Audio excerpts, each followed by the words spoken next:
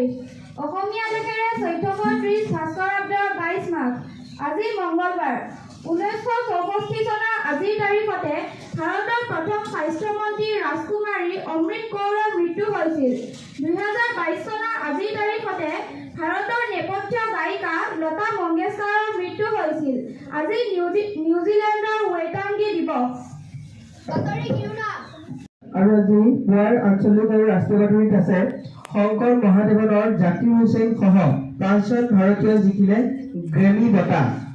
মৰিগাঁও জিলাত আজিৰে পৰা 1378খন বিদ্যালয়ত 1,52,356 গৰাকী ছাত্ৰ ছাত্ৰীৰ গুণোৎসৱৰ বহিমূল্যায়ন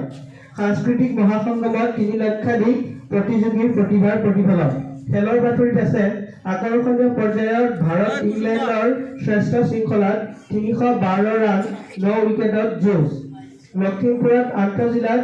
এথলেটিক্স সামৰণি 337 পইণ্টেৰে শ্ৰেষ্ঠ ডিব্ৰুগড় জিলা ধন্যবাদ আজিলৈ ইমানেই প্ৰেম কৰো মহাত্মা গান্ধী নিজক জ্ঞানী বুলি বাবাজনে